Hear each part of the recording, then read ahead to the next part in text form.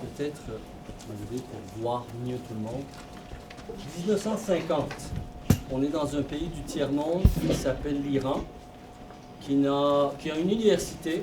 En ce temps-là, on avait une université en Iran qui n'offrait même pas de cours post-gradués. Il y avait juste le premier cycle universitaire. Donc, les ingénieurs devaient aller se former à l'extérieur, le moindrement qu'il fallait se spécialiser dans un domaine comme par exemple le domaine du pétrole. Donc, aucune compétence technique majeure, aucune tradition industrielle là qui vaille. Or, en 1950, les gens en Iran, la population, ont trouvé tout simplement inacceptable qu'une compagnie anglo-américaine, qui s'appelait Anglo-American Oil Company, vienne siphonner le pétrole qui nous appartenait, qui appartenait au peuple iranien, et nous laisser 16% de redevances. On parle de 1950. Bien sûr, il y a eu les chantages habituels que vous connaissez. Ah, si vous faites ça, si vous nationalisez, vous ne serez pas capable, vous n'avez pas les compétences, les marchés financiers ne coopéreront pas, ils vont vous boycotter. Ils ont essayé. D'ailleurs, ils ont essayé pendant 2 ans. Le peuple iranien s'est tenu debout derrière un leader nationaliste du nom de Mossadegh qui était au gouvernement pendant 2 ans, à ce moment-là, avant d'être renversé par la CIA. Mais la chose était faite, c'est-à-dire que le pétrole a été nationalisé. Le peuple iranien a dit 16% de profit, et donc 84% de profit sur le pétrole qui nous appartient pour une compagnie étrangère, c'est simplement inacceptable. C'est il y a 60 ans.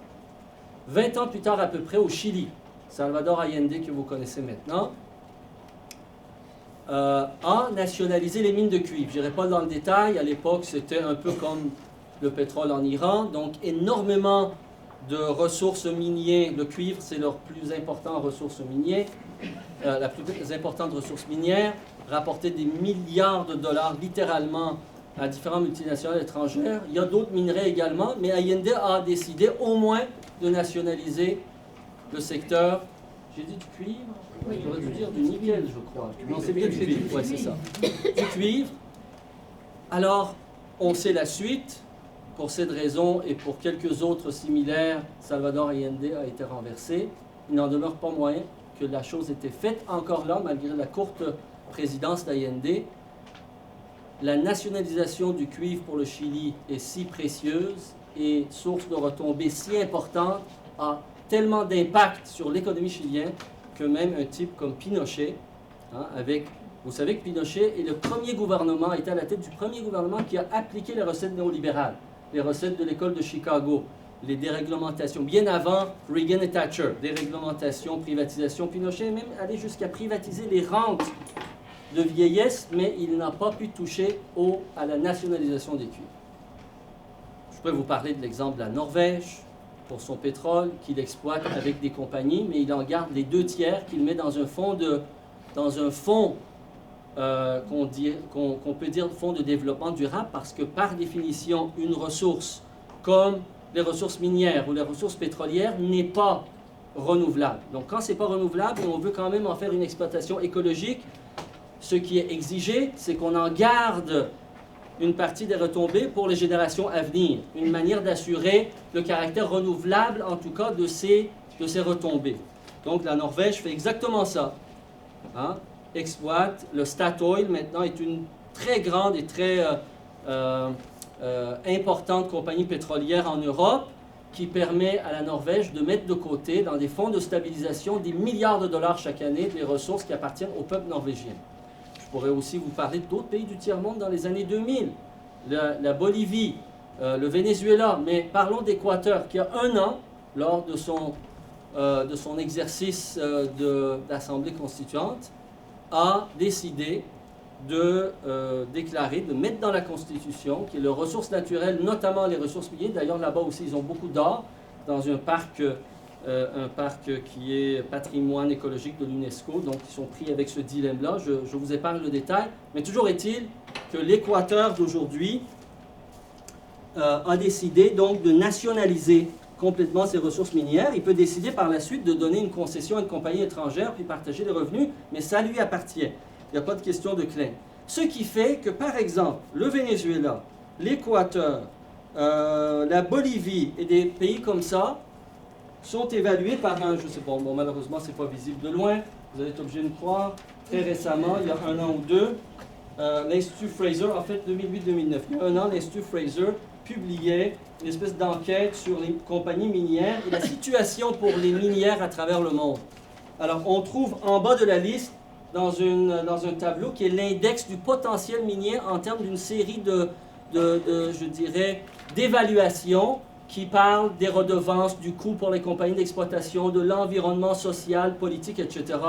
Alors, comme vous le savez, à cause de ce genre de mesures très énergiques de pays qui ont cette dignité, des gouvernements qui ont cette dignité d'affirmer la propriété collective de ces ressources naturelles, fait en sorte que le Venezuela, l'Équateur, la Bolivie, l'Inde même, l'Honduras, le Zimbabwe se trouvent en queue de liste en bas. Mais qui, vous pensez, se trouve en tête de liste? Canada. Erreur, le Québec. Le Québec, parce que les États canadiens sont identifiés un à un.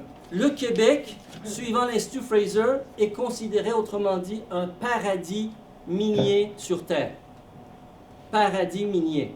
Ça, c'est l'Institut Fraser le prépare en termes de l'environnement favorable, pas pour le peuple, pas pour l'environnement, pour la valeur que ça peut rapporter pour l'investissement des investisseurs dans le secteur minier. Paradis sur Terre. Pourquoi? Bien parce que, comme Christian l'a dit tout à l'heure, comme le vérificateur général l'a démontré pas plus tard qu'en mars dernier, sur 17 milliards d'exploitation, 17 milliards de revenus tirés de nos richesses naturelles sur 5 ans, de 2002 à 2007, il y a eu seulement... Est-ce que vous savez quel est le taux de redevance que doit payer une compagnie minière? En principe, suivant la loi. En fait, je vous parle d'une loi qui a à peu près une cinquantaine de pages. Dans cette loi, 6 pages, de la page 26 à la page 31, ça concerne les crédits de droit. Alors, vous avez des crédits d'impôt sur telle chose et ensuite des crédits supplémentaires d'impôt sur la même chose. 5 pages où on décrit, ligne par ligne, comment une compagnie peut soustraire de l'impôt et du crédit sur ses droits miniers, c'est-à-dire sur les redevances. Mais est-ce que vous savez c'est quoi, en principe, le niveau de redevance qu'on doit payer au Québec? Un pays démocratiquement avancé où on croirait, depuis René Lévesque à tout le moins, depuis les libéraux de Jean Lesage, que normalement, les Québécois sont maîtres chez eux. Ce qui impliquerait qu'on est maître de nos ressources. Combien de touches? Vous avez une idée? 12% normalement sur les profits. 12%, c'est sur les profits que c'est calculé. Vous savez, hein, le génie comptable des compagnies, des grandes multinationales, comment ils sont capables de calculer tous leurs coûts ici sur le sol québécois et déclarer leurs profits dans des paradis fiscaux. Donc, malgré qu'on sait ça, c'est quand même 12% qu'ils sont supposés payer. Alors, 12% de 17 milliards, faites le calcul, ça fait à peu près 2 milliards de dollars. Combien vous pensez que les minières ont payé dans les 5 dernières années au lieu des 2 milliards? 259 millions. 259 millions de dollars, ça fait 1,5%. Ce qui me faisait dire en mars dernier, c'est moins qu'un dixième du type qu'on laisse, par exemple, je ne sais pas moi, au chauffeur de taxi ou à la vénérable serveuse qui nous sert le café le matin au restaurant. D'accord? Mais ça, 259 millions, ça ne décrit pas tout. Le vérificateur général, il dit il faut absolument qu'on se penche sur la nécessité d'épuiser nos ressources, puisque pendant qu'on nous donne 259 millions de dollars, pendant que les compagnies minières, en tout cas 13 des 16 pour 2007 et 13 des 14 compagnies minières actives au Québec en 2008 n'ont payé aucune redevance.